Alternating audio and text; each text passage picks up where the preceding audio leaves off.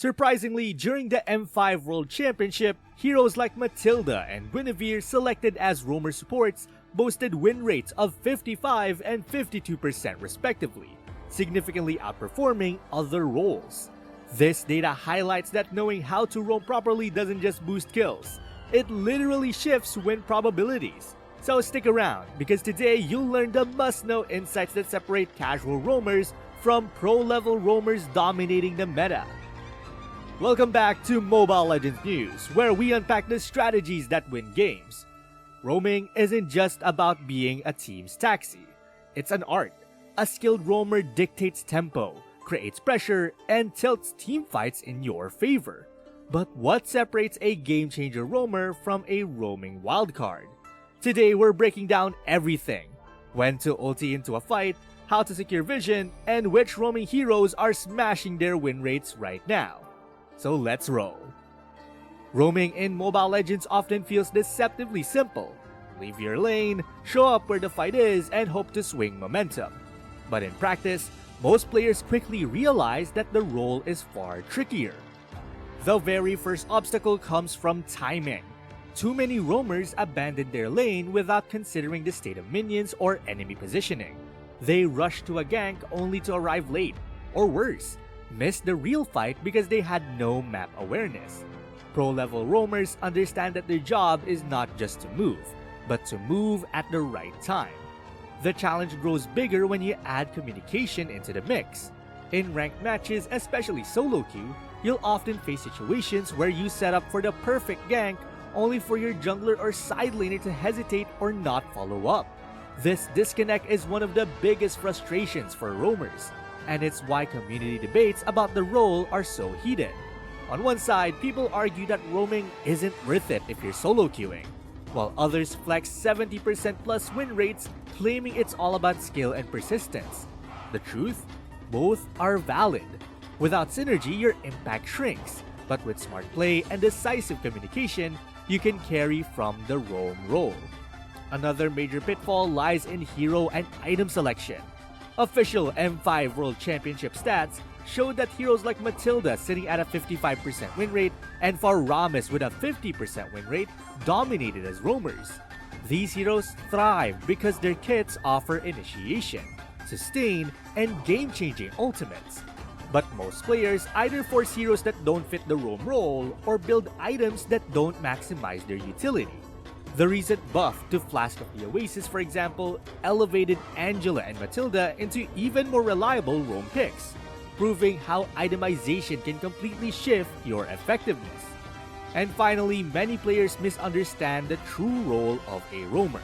You're not a kill chaser or a damage dealer, you're the tempo setter. Overcommitting to fights, staying too long after a failed gank, or leaving lanes exposed often turns roamers into liabilities rather than assets. The biggest challenge, therefore, is mastering restraint, knowing when to engage, when to disengage, and how to always keep the map in your team's favor.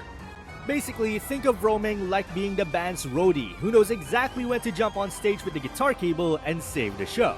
Except in Mobile Legends, you get to stun people instead of untangling cords. The first secret most pro roamers learn is that roaming isn't about random hero hopping. It's choreography. You need to slide into fights when your teammates have already set the beat, not when the mosh pit's over and you're the guy still handing out flyers. Recent official leaderboards show support and roamer heroes sitting with some of the healthiest win rates in the meta, which is no accident. Those heroes are played smart, not spammed. Timing is the heartbeat of every good roam. Early game rotations should be about creating pressure, not feeding cooldowns. That means when your mid or jungler starts poking, you don't YOLO from base. You glance at the minimap, confirm enemy locations, and move the instant the enemy shows weakness. When the side laner is overextended, when a jungler crashes an objective without vision, or when the enemy just used major cooldowns. Imagine you're a traffic light. You turn green only when both lanes are clear. Arrive too late and you're toast. Too early and you've wasted your movement. Official patch cycles make small but meaningful item and hero adjustments that shift when those windows open. So keep a mental note of recent changes every patch day.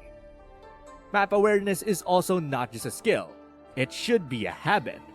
Make the minimap into your caffeine. Sip it constantly. Good roamers treat every missing enemy ping as a plot twist. If the enemy jungler vanishes, assume mischief. Either they're ganking your carry or prepping the turtle, or maybe even weaving a trap. Use brush and fog mechanics like secret doors. Stand in brush to contest objectives or to create illusions. A well-timed buddy in brush can bait enemies into a 2v1 they did not sign up for. And don't forget tempo items and objective timers. Knowing when Turtle or Lord will spawn and whether your team has priority is the difference between a cinematic comeback and a "we lost because we were late" sob story. Official site patch and news pages are the place to scan for objective and timing shifts after each update. Now, communication, this is where the spreadsheet nerds become rock stars. Pings are your short-form poetry. Voice is the elixir for clutch plays. If you're roaming in solo queue, your pings must be clear and purposeful. Gank top now.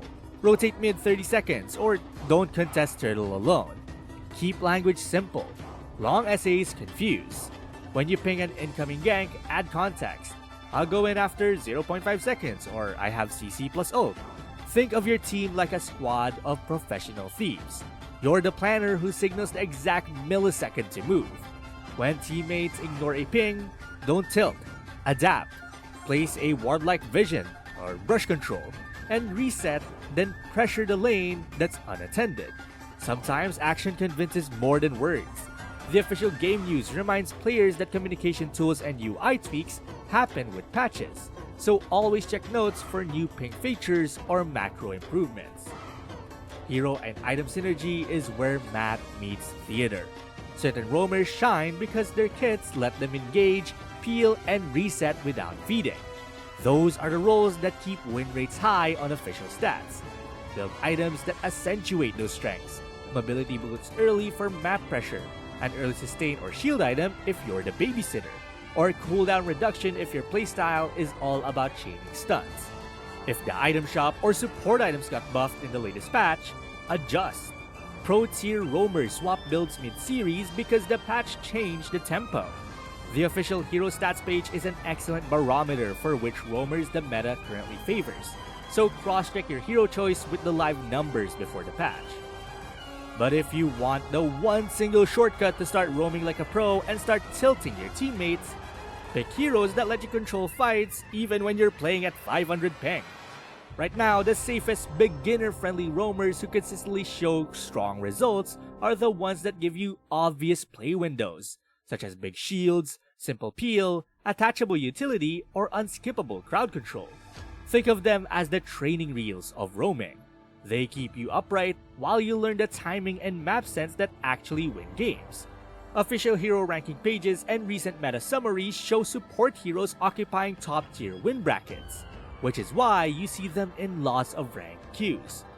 Lolita is the classic "I block your ult, you cry" pick. Her shield and game-changing ultimate make her a lane saver and mid-fight anchor. For beginners who panic when a flicker plus ult appears, Lolita is the panic button. The hero's kit is straightforward and hugely forgiving for roaming mistakes. Angela is the best clingy support for players learning roam tempo. Attach to your marksman, shove the heal, and suddenly your carry becomes unkillable for a few seconds. And that's enough to teach you how one rotation converts to tower pressure. Her clear objective value is reflected in the support meta this patch. Rafaela and Diggy round out the list for newbies. Rafaela's burst heal and speed boost make rotations easier, so you get to the fight and don't die on the way, while Diggy offers disruptive ultimates that shut down big engage plays. Both are forgiving, let you practice lane timings, and keep win rates pleasantly high for players who focus on macro rather than mechanics. Tournament and rank stats show that support/tank adjacent picks remain major contributors to wins in the current meta. Pick any of these and focus on map awareness and simple comms, then you'll be turning shaky roams into consistent game swings fast. Roaming transforms matches when done right. It's less about flashy mechanical perfect plays and more about timing, map control, and picking heroes that let you create pressure. Beginner-friendly sports like Lolita, Angela, Rafaela, and Diggy give you the tools to practice rotations, protect carries, and secure objectives while keeping your win rate healthy. Master roaming habits, scan the map, ping clearly, and rotate with purpose, and you'll lift both your personal performance and your team's success. So now it's your turn. Share your best roaming win in the comments. Which hero flipped a near loss into a W for you? Smash that like button if this helped, subscribe for weekly pro tips, and check out our other videos for hero builds and patch read breakdowns to stay ahead in the meta. Till next time!